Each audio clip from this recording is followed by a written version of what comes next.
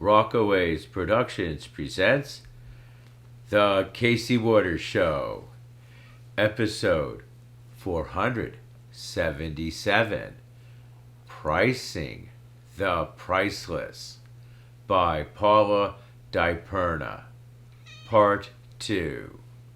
Hello, I'm your host, Casey Waters, and today I will continue with Pricing the Priceless by Paula Diperna. Here, the author looks at pricing the air we breathe, the water we drink, coral off the coast to protect our shorelines. These intangibles of sorts, items which we typically don't value, well, the author claims should be valued.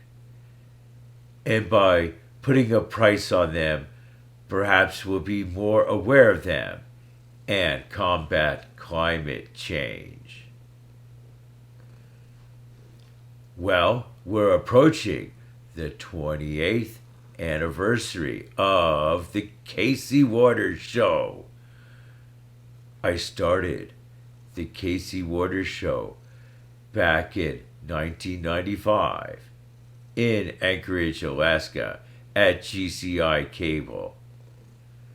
The first episode was Flowers and the Four Seasons by Vivaldi. The next show was Attitudes and the Afterlife, and so on and so on. Well, today is my 31st anniversary of living with my partner, Judson Laird, who designed the shirt I'm wearing. I got Merrill with me. He's kind of purred. I guess he's out of camera range, though. He's down by my leg. Today's show will feature background footage from San Francisco. I went there recently and had a great time. A fun city indeed, with good food wherever you turn. Gee, good food goes a long way, and so does all the fun things to do. So, I have background footage from the Powell Street cable car turnaround right next to the Axiom Hotel where I was staying. Also have footage from Fisherman's Wharf and Presidio Park near the Golden Gate Bridge. And Golden Gate Park, well, I went to the Arboretum in Golden Gate Park. Anyway, so now let's continue with Pricing the Priceless by Paula Diperna. A fast forward in the accounting story takes us to the dramatic opposite of the meticulous methods Pacchioli lauded. The infamous depression of the 1930s and the crash of global stock markets, also financial inventions due to fraudulent and inflated valuations conveyed in misleading accounts, leaving the global economy resting on quicksand. The tide went out. Economic ruin spread across the world. Jobs and livelihoods evaporated, and underlying capital values whisked into ether. In the United States, to reform the deceptive practices that hollowed out the nation, the U.S. Congress established the Securities and Exchange Commission, SEC, in 1934 to oversee the stock market, along with the Office of the Chief Accountant. The American Institute of Accountants also promulgated core standards recognized as generally accepted accounting principles, GAAP, which counterparts in Europe and worldwide. GAAP represents the universal language of financial transparency and the ethics and procedures that should apply. GAAP means that the financial statements make sense around the world. Reader to investor to regulator. Without GAAP, financial statements would be the Tower of Babel. Yet the GAAP has never sought to compare values for environmental assets, depreciation, or losses, nor was the GAAP designed to capture environmental dynamics of a given activity, nor to translate implications of environmental circumstances in any sense. Now, let's go to page 36 of Pricing the Priceless by Paula Diperna. Puma examined all direct and indirect aspects of its business, going well beyond outright manufacturing to include business travel, conversion of land from agriculture to grow raw materials for Puma products, such as cotton or rubber, or to raise cattle for leather, loss of habitat for animal species as a result, and more. The environmental P&L captured a vivid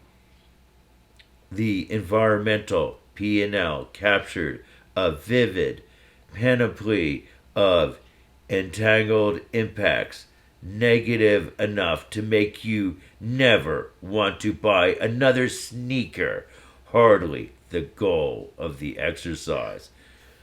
The environmental P&L did not seek to establish environmental profit, i.e., environmental benefit, and did not show any. On the contrary, if the environmental tally had been a traditionally audited statement used to gauge the company's financial health and profits, Puma would have been in irredeemable red ink debt to nature and its services of 145 million euros. The aggregate environmental costs, a whopping cut into that year's reported net earnings of 202 million euros. What would Pacquioli, the advocate of daily balancing of books, have made of that overly risky extension and unreported heavy negative carriage? To arrive at an instructive result, no matter how negative, Puma had commissioned extensive, best-in-class research on how to cost out environmental inputs and effluents, carefully pairing each classic business line item cost with its environmental parameter, covering what Puma termed all significant environmental impacts from the production of raw materials right through to the point of sale, a scope sometimes referred to as cradle to gate. Metrics used to quantify Puma's environmental impacts were for worsening climate change. Metric tons of GHG emissions, worsening water scarcity, volume of water used, loss of the biodiversity, area of land, and ecosystems converted to Puma purposes, adding to smog and acid rain, metric tons of noxious particulates and other air pollutants, increasing solid waste production, leachate, and metric tons of waste generated for disposal or incineration. Then incorporating weighted averages and regional variations, the P&L assigned financial costs to the impacts based on knowable market levies and going prices.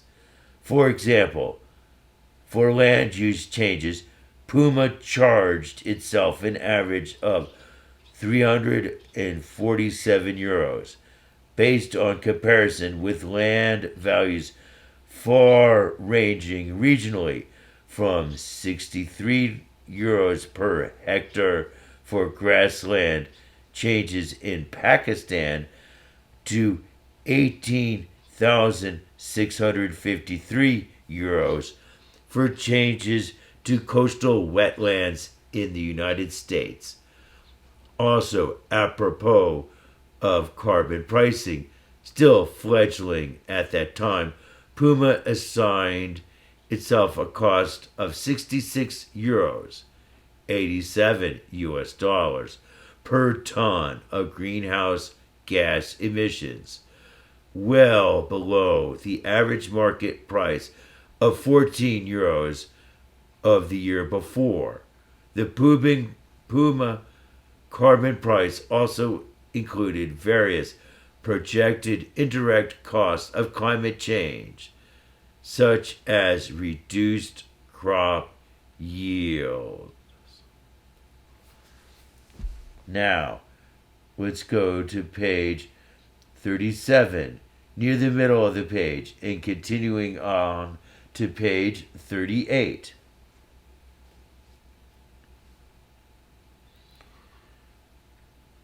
Still, Puma continued to try to squeeze out negative inputs and impacts from its business lines, and its parent company, Kering, also began issuing environmental profit and loss statements.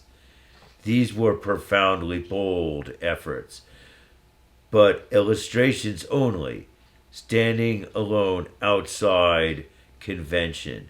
GAAP still reigns as a general set of principles, with environmental and other debts and impacts still a sideshow, nice to have. A proponent of a standardized remedy to fill the gap in the GAAP, so to speak, has been Sir Ronald Cohen, a pioneer of the venture capital field.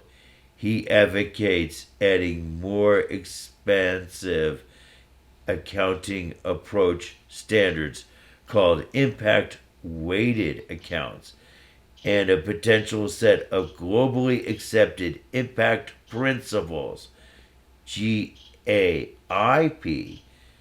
as Cohen put it in his 2020 book, Impact.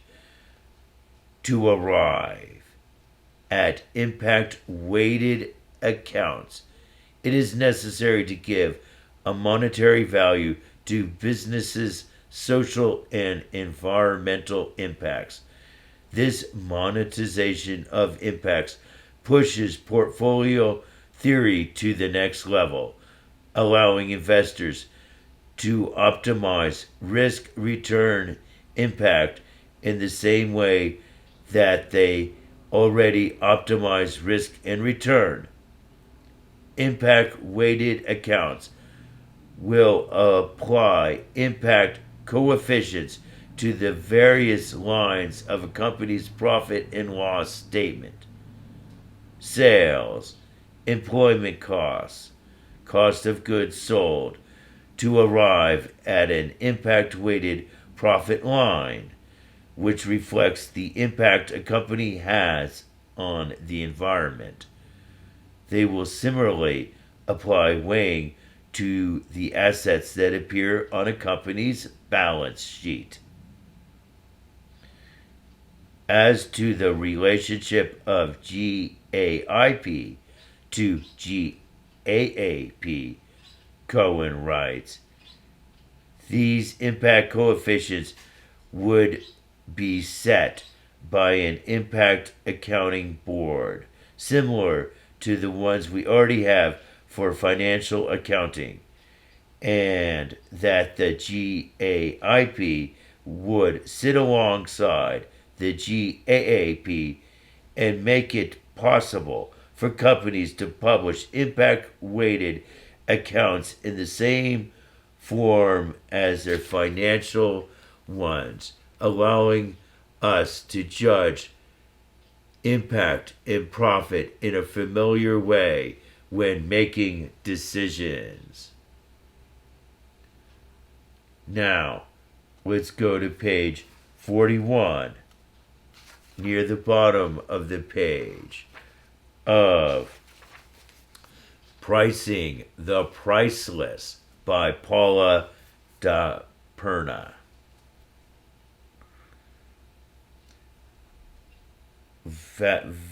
Valentina pitched the idea of commissioning Rivera to do a mural for DIA to Edsel Ford, Henry Ford's art aficionado son, who immediately agreed, also agreeing to cover Rivera's $10,000 fee. Rivera was a known communist, which forced Valentina to lobby hard to hire him, winning his case with the Detroit City Commissioners only because of Edsel Ford's support and pledge on the fee.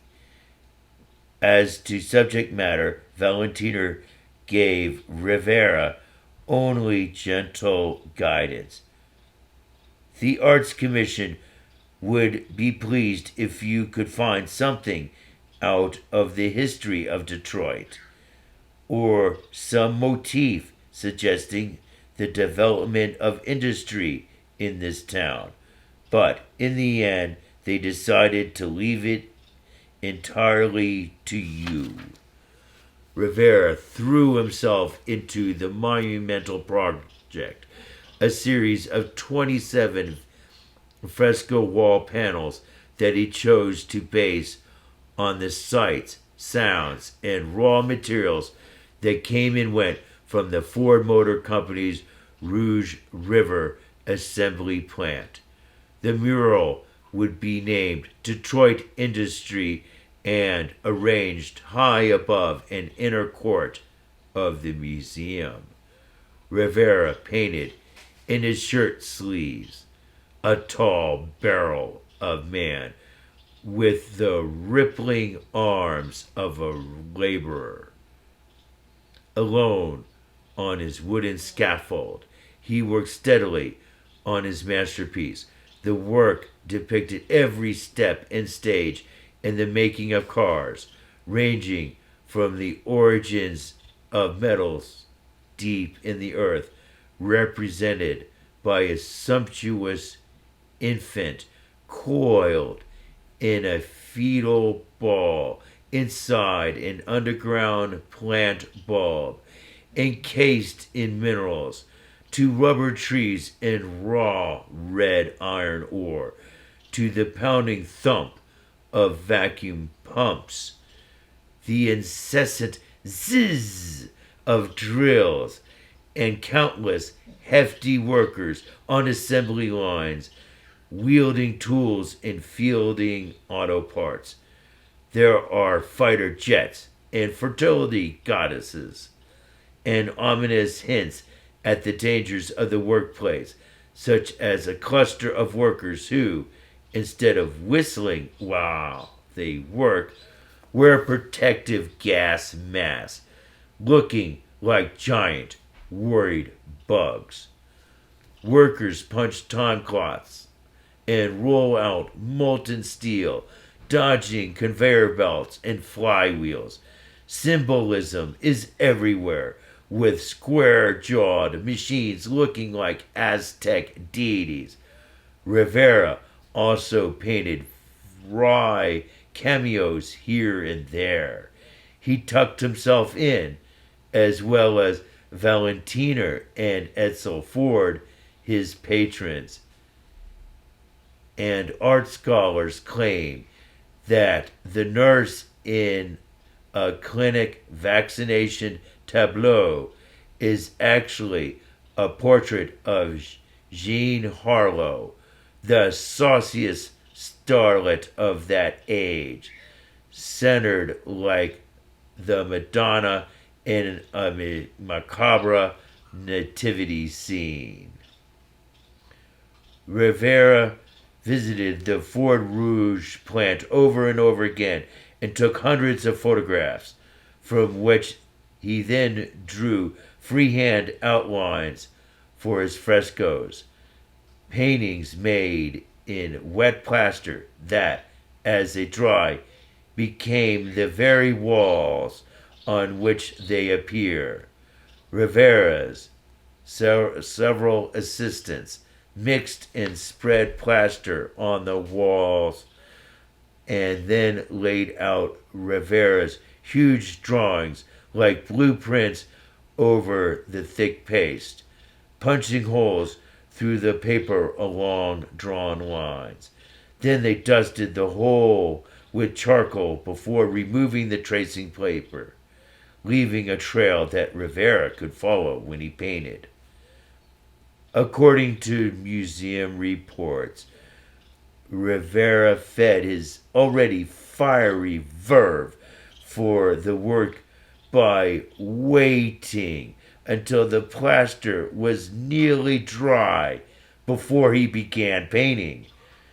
That meant his every stroke raced against time, a technique no doubt nerve-wracking for all, but which surely imbued the mural with its pulsing life and three-dimensional dynamic.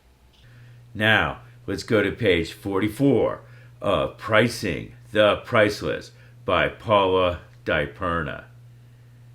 In fact, just a few weeks before Rivera had arrived to begin the mural work, angry workers had staged a hunger march just outside the Rouge plant.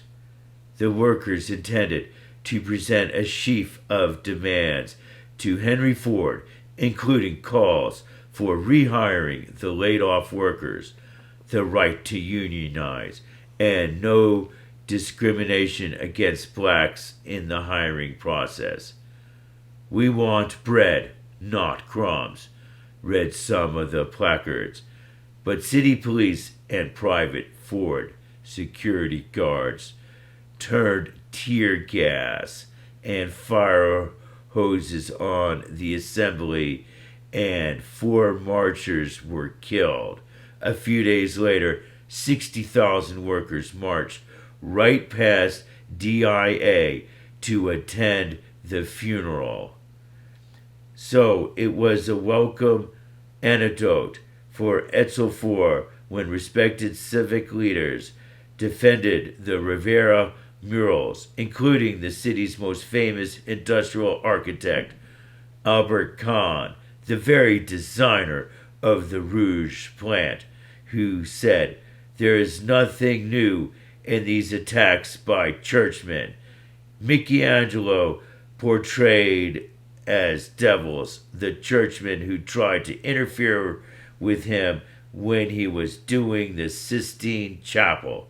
Rembrandt was just as guilty of the charges of sacrilege as Rivera.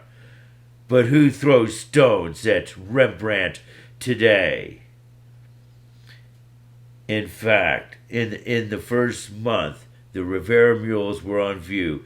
100,000 visitors came to see him, and the draw of what had become known as the Rivera Court helped Edsel Ford with funding for DIA.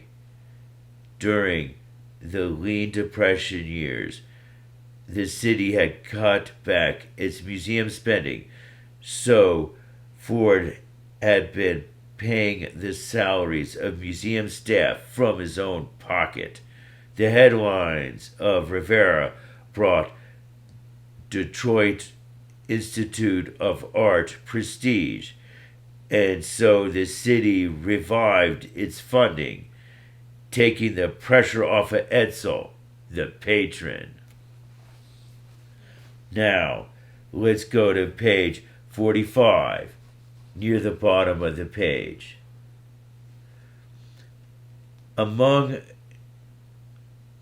or sought to file an official declaration of bankruptcy, the governor of Michigan had to approve the petition, and his endorsement letter is a pathetic litany of failed governance. The decision comes in the wake of 60 years of decline for the city, a period in which reality was often ignored. We must face the fact that the city cannot and is not paying its debt as they become due and is insolvent. Among debilitating Detroit realities, the governor recited an unemployment rate double the national average, up 200% since 2000. Population decline of 60% since 19. Casey Waters Show. Producer, Casey Waters. Graphic editing, Judson Laird. Please note our new email address, CaseyWaters2 at CaseyWaters.com.